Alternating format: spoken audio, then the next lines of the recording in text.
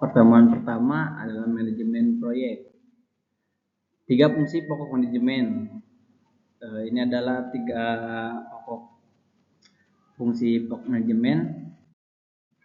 Pengertian manajemen. Manajemen adalah proses perencanaan, mengorganisir, memimpin, dan mengendalikan kegiatan anggota tim serta sumber daya yang lain untuk mencapai sasaran organisasi atau perusahaan yang telah ditentukan dengan cara yang efisien atau efektif. Adapun selanjutnya proses manajemen. Secara umum manajemen dilakukan dalam tahap sebagai berikut. Planning yang pertama adalah perencanaan, kedua penyusunan organisasi, penempatan staf dalam organisasi, selanjutnya pelaksanaan dan pengendalian. Ini adalah tingkatan manajemen, ada 3. Selanjutnya tingkatan manajemen, top level manajemen, dan manajemen, lower manajemen.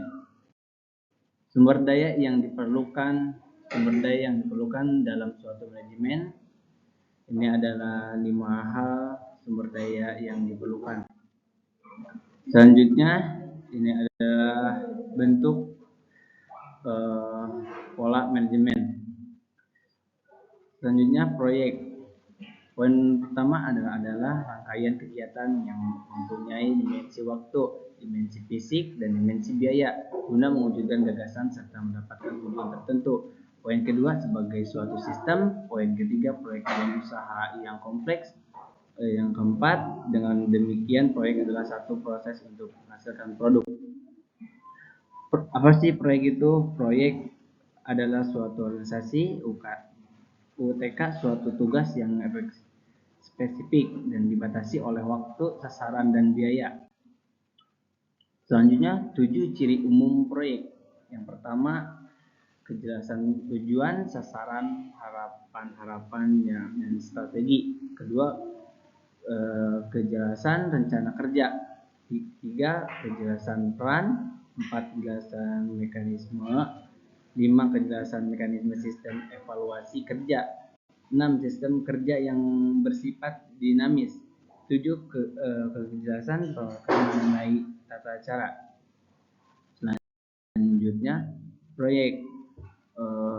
Poin pertama, kegiatan proyek merupakan suatu rangkaian kegiatan yang hanya satu kali dilaksanakan dan umumnya berlangsung dalam jangka waktu terbatas. Poin kedua, proses merupakan upaya dalam suatu rangkaian kegiatan dengan memanfaatkan sumber daya yang ada untuk mencapai tujuan tertentu. Ada macam-macam proyek. Di sini macam-macam proyek ada 4. Pertama, proyek engineering konstruksi. Kedua, proyek engineering manufaktur. Ketiga, proyek penelitian dan pengembangan. Keempat, proyek kapital. Dan di sini adalah ukuran proyek. Ukuran proyek bisa dilihat dari jumlah kegiatan, besarnya biaya, jumlah tenaga kerja, waktu yang diperlukan. Tingkatan proyek ditandai dengan pertama, jumlah kegiatan dan hubungan antar kegiatan, jenis dan jumlah hubungan antar kelompok organisasi dalam proyek. Ketiga, jenis dan jumlah hubungan antar kelompok. Dan selanjutnya keempat, tingkat kesulitan.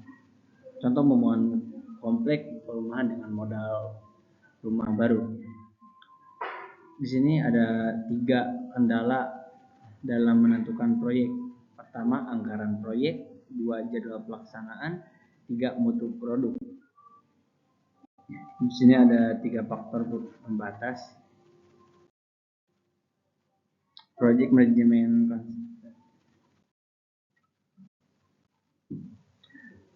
Dan ada 4 penyebab timbulnya suatu proyek. Pertama, rencana pemerintah. Kedua, permintaan pasar. 3 dari dalam perusahaan. 4 dari kegiatan penelitian dan pengembangan. Dan selanjutnya definisi manajemen proyek. Dengan demikian, manajemen proyek adalah suatu sistem dan atau tata laksanaan untuk menjalankan suatu organisasi, suatu tugas yang spesifik dibatasi oleh waktu, sasaran, dan biaya. Poin kedua dari definisi di atas dapat dilihat bahwa Apabila suatu sistem dan atau tata laksana tersebut ITK menjalankan organisasi kegiatan rutin. Selanjutnya, mengapa harus menguasai manajemen proyek? Di sini ada keberhasilan proyek konstruksi ya, kemampuan keteknikaan, alat dan teknologi, dan selanjutnya kemampuan manajemen. Dan selanjutnya manajemen proyek. Pengertian manajemen proyek secara umum. Poin pertama, manajemen proyek. Kedua, manajemen proyek dalam ilmu dan seni untuk mengatur, memadukan sumber daya manusia. Tadi yang di atas adalah manajemen proyek dalam perencanaan. Selanjutnya 5 proses pada project management. Pertama, initiation, planning, execution, control, dan closing. Tahapan manajemen proyek. Di sini ada 6 tahapan manajemen proyek. Selanjutnya struktur konsep manajemen proyek. Di sini ada struktur konsep manajemen proyek dari manajemen proyek, rencana, plak, evaluasi, biaya, waktu. Ini ada elemen manajemen proyek. Yang pertama, project scope management. Di sini ada 5 project. Yang poin kedua, project team ada 3 ya. Terus selanjutnya project cost management. Yang keempat, project umum. Selanjutnya project risk. Sini ada bidang project. Manajemen proyek yang diperlukan, yang pertama supaya target tercapai, poin kedua ingin melakukan perubahan, ketiga memerlukan kecepatan, keempat ketika dibutuhkan lintas sektoral, dan selanjutnya untuk mendukung pelaksanaan rencana strategik, yang terakhir memerlukan terobosan. Sini ada manfaat manajemen proyek. Manfaat manajemen proyek. Sini ada poin pertama, modifikasi fungsi tanggung jawab, meminimalkan tuntutan laporan rutin, menyediakan batas waktu, dan banyaknya. Sini ada proyek konstruksi. Konstruksi merupakan suatu proses di mana rencana dan spesifikasi perancang dikonversikan menjadi struktur dan fasilitas fisik. Di sini ada jenis-jenis proyek konstruksi. Yang pertama, konstruksi pemukiman, konstruksi gedung, konstruksi rekayasa berat, konstruksi industri. Biasanya tipe-tipe proyek konstruksi. Di sini ada konstruksi pemukiman ya, kayak perumahan, rumah-rumah, apartemen. Dan konstruksi gedung, di sini ada toko, sekolah, kantoran, tempat hiburan. Selanjutnya konstruksi rekayasa berat seperti bendungan, terowongan, pembangkit listrik, pelabuhan, dan yang terakhir jalan raya, jalan tol, seperti jalan-jalan yang lain. Yang keempat, produksi industri kayak pabrik, kilang minyak, usaha pertambangan, dan lain-lain. Ini selanjutnya jenis pembangunan dalam proyek konstruksi. Bangunan gedung seperti rumah, kantor, pabrik. Selanjutnya bangunan sipil, jalan, jembatan, bendungan, dan infrastruktur lainnya. Di sini ada gambar jembatan dan bendungan. 5 prinsip manajemen proyek konstruksi. Pertama, perencanaan yang matang. Kedua, pengorganisasian efisien. Ketiga, pengawasan yang ketat. Komunikasi efektif, dan yang terakhir manajemen risiko. Dan selanjutnya ada tujuan manajemen proyek konstruksi. Yang pertama, pengolahan biaya, pengolahan kualitas, pengolahan waktu pelaksanaan, keempat, pengolahan risiko, kelima, pengolahan sumber daya manusia. Dan selanjutnya ada tahapan manajemen proyek konstruksi. Pertama, perencanaan awal, kedua, perencanaan rinci, tiga, pengadaan, empat, pelaksanaan, lima, pengawasan, enam, penyelesaian. Di sini ada tugas manajemen proyek konstruksi. Di sini ada 11. Yang pertama, menguasai proses pekerjaan di lapangan, kedua, meminta penjelasan tentang pekerjaan, ketiga, manajemen konstruksi berhak, dan masih banyak. Di materi kedua ini kita akan menjelaskan tentang tata laksana proyek. Tata laksana proyek merupakan susunan yang disiapkan setelah rekanan ditunjuk sebagai pelaksana proyek.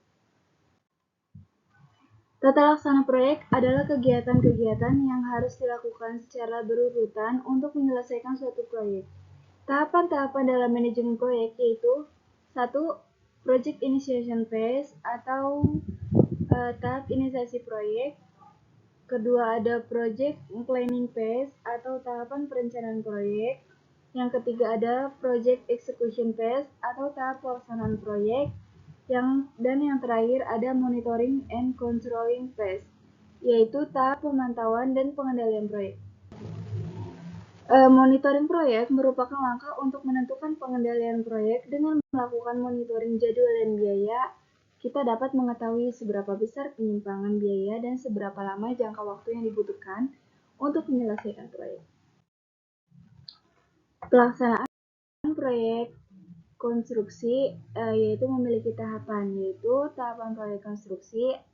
Yang pertama ada ide atau gagasan, lalu studi kelayakan, rancang desain, pengadaan, supervisi, proses konstruksi, dan pengoperasian. Pengelolaan proyek konstruksi dapat diartikan sebagai pengelolaan kegiatan pekerjaan pembangunan yang meliputi perencanaan, pelaksanaan, serta pengendalian untuk mencapai sasaran yang ditetapkan sehubungan dengan biaya, mutu, dan waktu. Yaitu ada biaya proyek yang disimbolkan dengan huruf B, yaitu tidak melewati anggaran, lalu mutu pekerjaan yang disimbolkan dengan huruf M sesuai ketentuan kontrak, waktu penyelesaian yang disimbolkan dengan huruf V, yaitu tidak melewati waktu kontrak. Proses pelaksanaan proyek ada perencanaan, yaitu ada time schedule, metode konstruksi, anggaran pelaksanaan, lalu ada cash flow proyek, dan organisasi proyek. Setelah perencanaan, ada pelaksanaan pengendalian, yaitu persiapan pelaksanaan pekerjaan, dan pengendalian pelaksanaan. Dan yang terakhir ada penyerahan bangunan, yaitu penyerahan pertama, pemeliharaan bangunan, dan penyerahan kedua atau terakhir. Kegiatan persiapan pelaksanaan mencakup dua lingkup, yaitu lingkup internal dan lingkup eksternal. Di lingkup internal ini kita menyusun organisasi proyek dan mengisi orangnya, menyelenggarakan rapat moving in, membangun prasarana atau sarana lapangan atau yang disebut dengan site fasilitas, membuat program kerja bulanan dan mingguan, melakukan mobilisasi sumber daya termasuk penyetelan, memproses dana kerja untuk pelaksanaan. Dan di lingkup eksternal ini kita menerima penyerahan lahan, menyerahkan bagian site fasilitas untuk pihak satu, menghadiri rapat mempersiapkan pelaksanaan, lalu meminta persetujuan rencana atau gambar atau mat kepada konsultan, melakukan pengukuran bersama atau mutual survey, dan mengajukan pembayaran uang muka pekerjaan.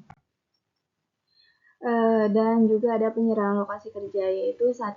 Penyerahan lokasi kerja dilakukan sebelum penerbitan SPMK dengan terlebih dahulu melaksanakan peninjauan lapangan bersama.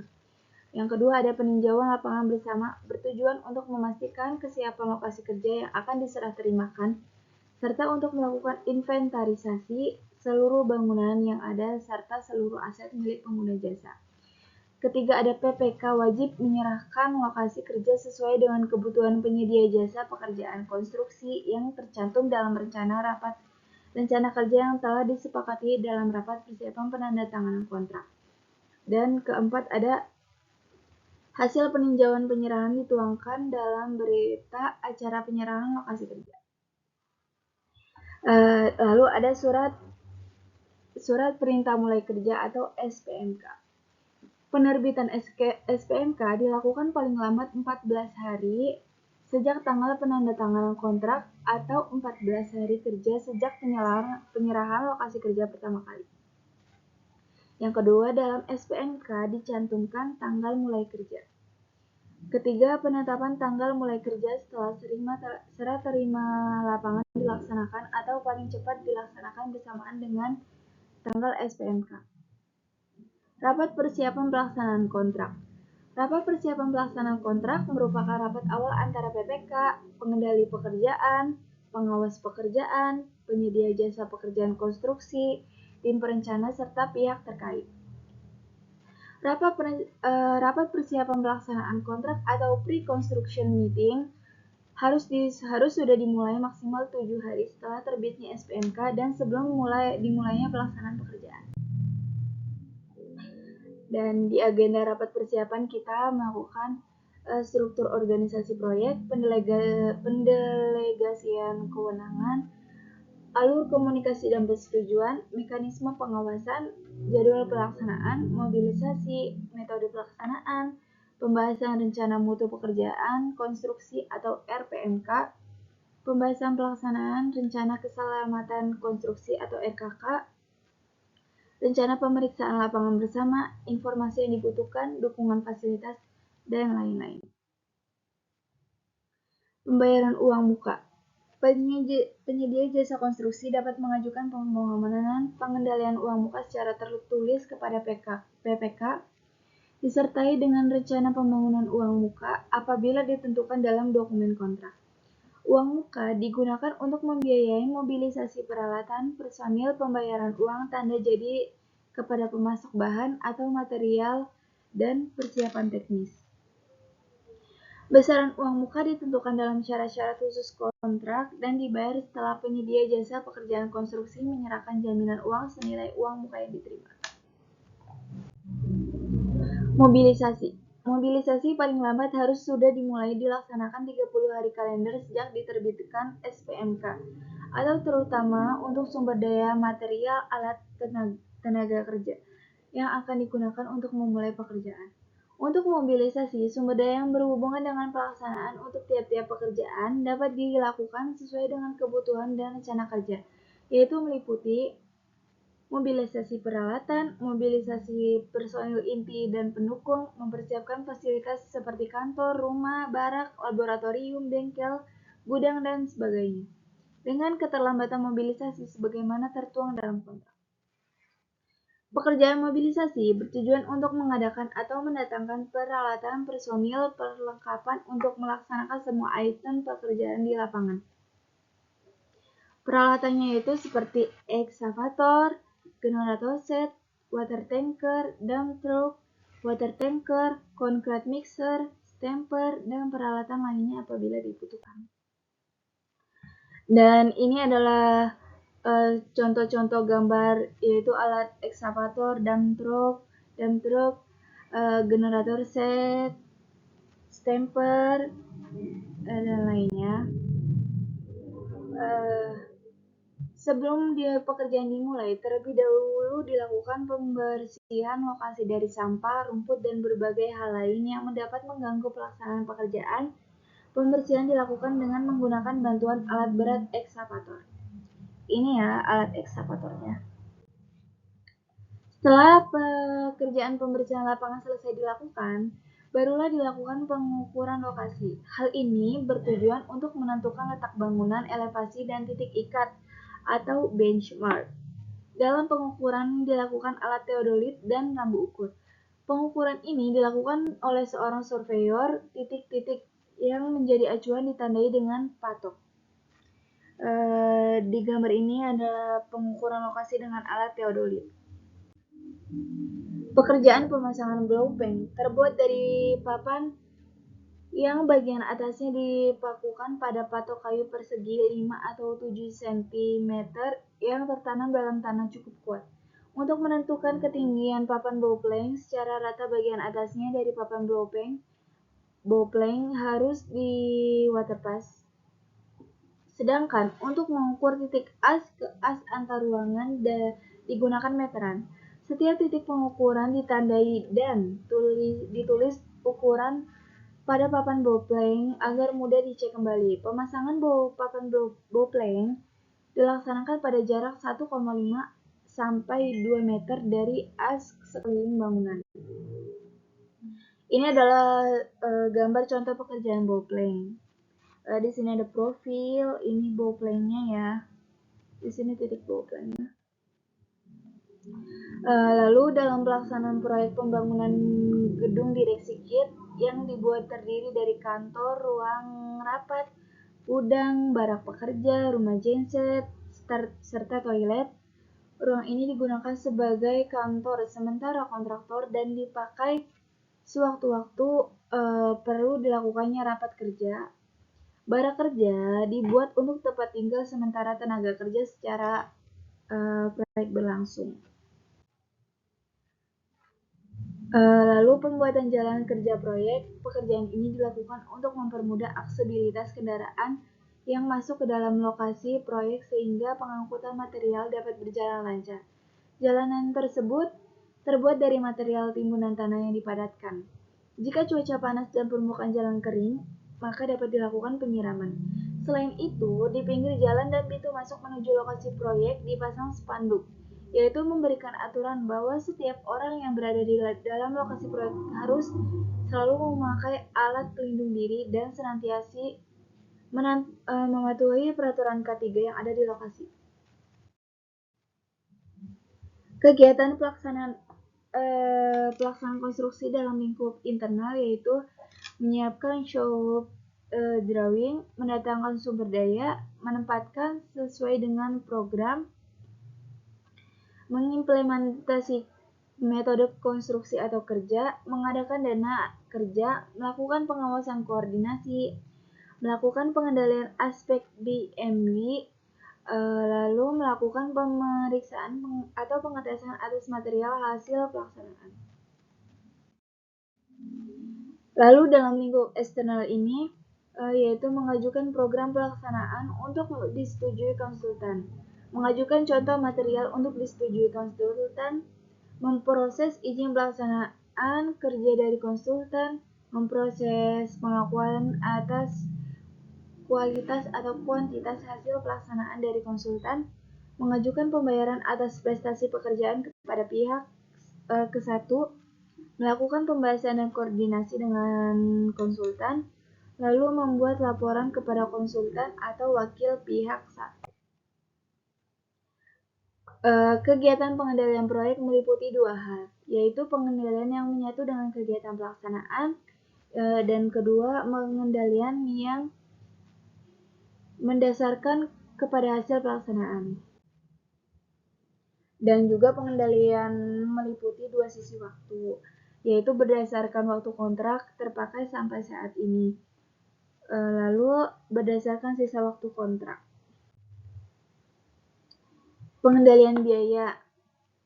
Konsep pengendalian biaya berarti mengendalikan kuantitas dan harga secara serentak atau bersamaan, baik untuk biaya material, biaya upah, maupun biaya alat. Pengendalian adalah upaya mempertahankan pelaksanaan sesuai rencana atau mengembalikan pelaksanaan yang menyimpang kembali kepada rencana. Untuk itu, secara preventif perlu menemukan penyebab dari penyimpangan yang mungkin terjadi. Lalu ada materi RAP atau Rencana Anggaran Pelaksanaan, atau yaitu anggaran yang dirancang untuk melaksanakan proyek yang mengalokasikan batasan bagi pembiayaan langsung dan pembiayaan tidak langsung serta biaya atau beban lain yang ditetapkan perusahaan serta pajak-pajak sesuai peraturan yang berlaku. RAP berfungsi sebagai pedoman dalam kegiatan pelaksanaan, pedoman atau tolak ukur dalam pengendalian biaya pelaksanaan. RAP itu dibuat secara realistik. Dan seperti ini contoh laporan pengendalian biaya. Pengendalian proyek merupakan proses kegiatan yang dilakukan selama proses konstruksi yang mengupayakan proses konstruksi tidak menyimpang dari rencana. Pada dasarnya, ada 3 variabel yang harus dikendalikan selama proses konstruksi, yaitu biaya pelaksanaan proyek, waktu penyelesaian proyek, kualitas pekerjaan. Dari ketiga aspek tersebut saling terkait dan tidak dapat dipisahkan satu dengan yang lain. Artinya, kedua aspek yang disebut terakhir juga mempengaruhi terhadap biaya. Di sini ada lingkup pengendalian proyek yang dilakukan pada 3 bidang, yaitu pengendalian pada pelaksanaan pekerjaan, pengendalian pada pelaksanaan kontrak, lalu pengendalian pada likuiditas. Ketiganya memberikan dampak pada biaya. Dan ini contoh struktur mekanisme pengendalian biaya, yaitu dari RAP, ketindakan perbaikan, analisis penyimpangan, semua dilakukan sesuai RAP. Lalu ada pengendalian waktu. Pada dasarnya, yang harus dikendalikan adalah setiap kegiatan pelaksanaan yang berjalan dibandingkan dengan schedule-nya, tidak cukup hanya total prestasinya saja. Informasi yang harus dapat disajikan dalam setiap evaluasi waktu pelaksanaan adalah informasi kondisi tiap kegiatan dan bila ada kegiatan yang terlambat, berapa besar keterlambatannya. Yang ketiga, caranya dengan menarik garis evaluasi pada waktu evaluasi yang memotong seluruh kegiatan yang ada pada titik pencapaian progresnya. Tanda yang digunakan pada garis evaluasi pada saat memotong schedule kegiatan. Lalu ada kegiatan penyerahan bangunan. Penyerahan pertama itu adalah Professional Handover atau PHO, dan penyerahan terakhir yaitu Final Handover atau FHO. Kegiatan pemeliharaan juga mencakup 2 lingkup, yaitu lingkup internal dan eksternal. Di lingkup internal ini melakukan pemeriksaan bangunan secara periodik dan mencatat kerusakan yang terjadi, melakukan perbaikan, melakukan demobilisasi sumber daya yang tidak diperlukan lagi. Lalu di lingkup eksternal membuat laporan kegiatan pemeliharaan kepada konsultan atau wakil pihak 1. Pemeliharaan hasil pekerjaan. Lalu ada serah terima terakhir, dan sekian materi kedua ini. Assalamualaikum warahmatullahi wabarakatuh. Saya Ahmad Maulana Hasani dari Teknik Sipil Reguler B semester 3. Di sini saya akan menjelaskan materi tentang organisasi proyek konstruksi. Definisi dari organisasi adalah bersatunya kegiatan-kegiatan dari 2 individu atau lebih di bawah satu koordinasi yang berfungsi mempertemukan mereka menjadi satu tujuan. Tindakan guna mempersatukan kumpulan kegiatan manusia yang mempunyai pekerjaan masing-masing dan saling berhubungan satu sama lain dengan tata cara tertentu. Semakin banyak individu atau kelompok yang terlibat dalam suatu kegiatan tertentu, maka organisasi tersebut menjadi semakin kompleks.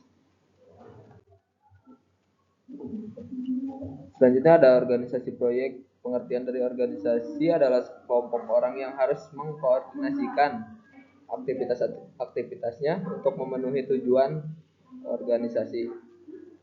Kedua, ada sekelompok orang yang bekerja sama untuk mencapai tujuannya.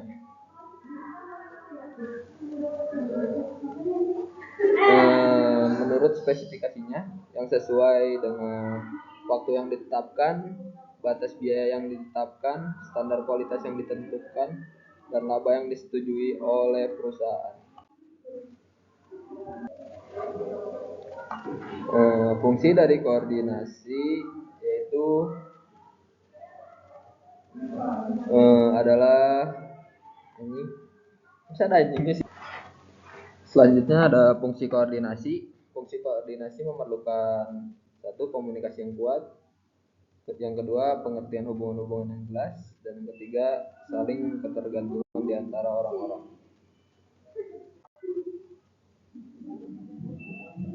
Pengaruh pemilik proyek. Faktor utama yang berpengaruh, yang pertama, sikap pemilik proyek, kemampuan staf pemilik proyek.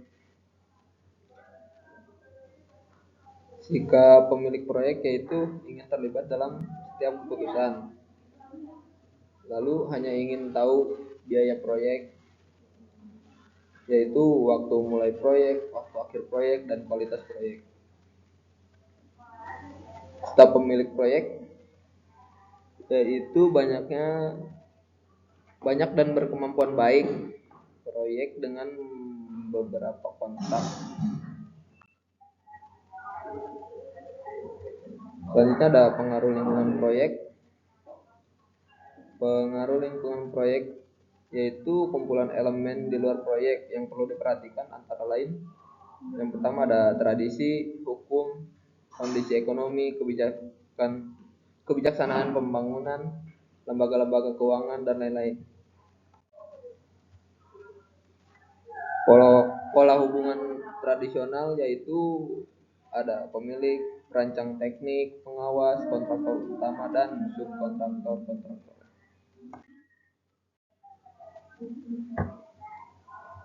Selanjutnya ada bentuk organisasi. Yang pertama ada organisasi garis. Definisi dari organisasi garis yaitu bentuk organisasi tertua dan paling sederhana, jumlah karyawan sedikit, dan pemilik merupakan pemimpin tertinggi.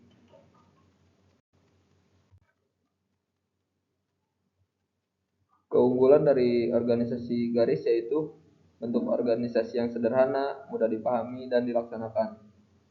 Pembagian tugas, tanggung jawab, dan wewenang cukup jelas. Pengambilan keputusan dapat dilakukan secara cepat karena komunikasi mudah.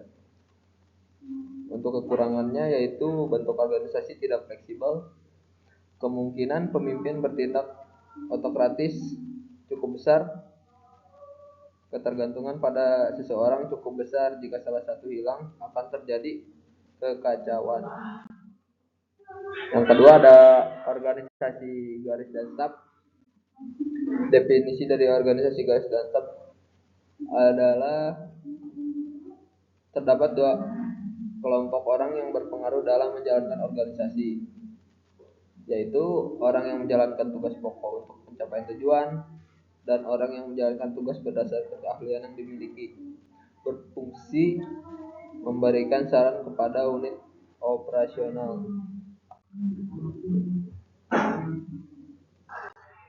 Selanjutnya ada organisasi fungsional, yaitu organisasi fungsional mendasarkan pembagian tugas serta kegiatan pada spesialis yang dimiliki pejabatnya. Seorang bawahan dapat menerima beberapa instruksi dari beberapa pejabat serta harus mempertanggungjawabkannya pada masing-masing pejabat yang bersangkutan. Yang keempat ada organisasi matriks lemah, yaitu merupakan bentuk baru dari organisasi fungsional. Bentuk organisasi baru yang beranggotakan staf dari setiap fungsi yang ada disebut organisasi matriks lemah. Selanjutnya ada organisasi matriks kuat, yaitu pengembangan dari organisasi matriks lemah dengan menetapkan seorang kepala proyek. Kepala proyek diambil dari seseorang yang mempunyai kualifikasi sebagai kepala proyek dan sering dijumpai di beberapa jenis proyek. Yang kelima ada organisasi panitia. Ciri-ciri dari organisasi panitia itu adalah jangka waktu pelaksanaan tugas dan kegiatan terbatas dan volume kegiatan tertutup. Kepemimpinan dan tanggung jawab dilaksanakan secara bersama semua anggota dan pimpinan mempunyai tanggung jawab, wewenang, dan hak yang sama. Selanjutnya ada hubungan kerja dalam proyek konstruksi. Yang pertama ada jasa ahli konstruksi yang ditugaskan untuk menuangkan prakarsa pemberian tugas ke dalam bentuk gagasan rancangan dan kemudian pelaksanaan membangunnya diwujudkan secara fisik. Yang kedua ada jasa konsultan perencana, yaitu untuk menghindari kesalahan yang dapat dilakukan oleh ahli konstruksi dan untuk menciptakan kondisi objektif serta sekaligus membantu ketidaktahuan pemberi tugas dalam bidang konstruksi. Selanjutnya, jasa konsultan pengawas. Tugas jasa konsultan pengawas itu sendiri yang terutama adalah mengawasi pelaksanaan kegiatan atau pekerjaan konstruksi dari segi kualitas, kuantitas, serta laju pencapaian volume. Selanjutnya ada jasa konsultan manajemen konstruksi. Jasa konsultan manajemen konstruksi ini adalah lembaga yang memberikan jasa untuk bertanggung jawab atas pengelolaan proses konstruksi secara keseluruhannya, sejak dari tahap penyusun tor, perencanaan hingga selesai tahap. Selanjutnya, jasa konsultan value engineering. Tujuan value engineering adalah mengurangi biaya proyek dengan cara meninjau pembiayaan yang tidak dibutuhkan yang berkaitan dengan masalah teknis yang teramati pada tahap pelaksanaan, termasuk persiapannya, tanpa mengurangi mutu, kendala, serta fungsi proyek itu sendiri. Contoh tupoksi para pihak dalam struktur organisasi proyek. Tugas pemilik proyek yang pertama menetapkan visi dan tujuan proyek, yang kedua pembiayaan anggaran, yang ketiga pemilihan tim proyek, yang keempat ada risiko dan keamanan proyek, yang kelima hubungan dengan pihak terkait. Selanjutnya wewenang pemilik proyek. Yang pertama pengambilan keputusan secara strategis, dua pemberian persetujuan, pengelolaan kontrak, evaluasi kerja proyek, penyelesaian konflik. Tugas manajer proyek. Yang pertama ada perencanaan proyek, koordinasi tim, pengawasan pelaksanaan, pelaporan kemajuan, dan memanage konflik. Wewenang manajer proyek yaitu 1. Keputusan operasional, 2. Pemilihan tim, 3. Pengelolaan anggaran, 4. Perubahan lingkup, 5. Komunikasi dengan pemilik proyek. Selanjutnya konsultan perencanaan. Tugas dari konsultan perencanaan adalah penyusunan rencana strategis, analisis risiko, pengembangan lingkup proyek, dan konsultasi dengan pemilik proyek. Wewenang dari konsultan perencana yaitu pemberi saran strategis, partisipasi dalam pengambilan keputusan strategis, penyesuaian rencana proyek, dan pendekatan inovatif. Tugas dari konsultan pengawas yaitu pengawasan pelaksanaan proyek, pengendalian kualitas, pelapor kemajuan, dan penyelesaian masalah. Wewenang dari konsultan pengawas adalah pengambilan keputusan teknis, audit dan inspeksi, rekomendasi perbaikan, dan komunikasi dengan tim proyek. Tugas kontraktor. Yang pertama adalah pelaksanaan pekerjaan konstruksi, manajemen sumber daya, pengadaan material, dan kendali kualitas. Wewenang kontraktor itu sendiri adalah keputusan teknis, memanage tim proyek, negosiasi kontrak, dan penyelesaian perselisihan. Oke, itu saja yang dapat saya sampaikan. Kurang lebihnya mohon maaf. Wabillahi taufiq wal hidayah. Wassalamualaikum warahmatullahi wabarakatuh. Jadi sekian pembahasan materi dari kelompok kami. Saya Rindy Adisa Fitri. Saya Ahmad Maulana Hasani. Saya Irsal Fauzan Ramadhan. Terima kasih. Wassalamualaikum warahmatullahi wabarakatuh.